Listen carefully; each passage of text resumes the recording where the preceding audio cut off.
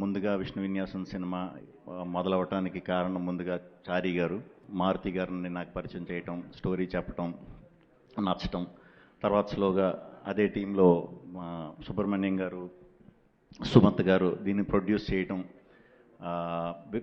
Very happy అండి మీతో work చేయటం. తప్పకుండా మీ బ్యానర్ నుంచి వచ్చిన ఈ సినిమా మీరు ప్రౌడ్గా చెప్పుకుంటారు.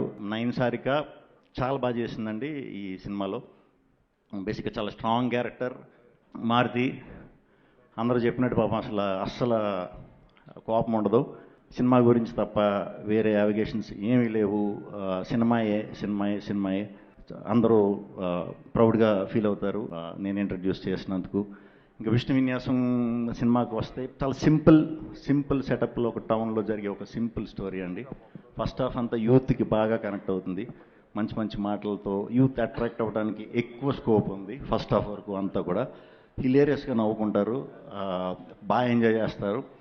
స్లోగా సెకండ్ హాఫ్కి వచ్చేసరికి కంప్లీట్ ఫ్యామిలీ డ్రామాగా మారుతుంది.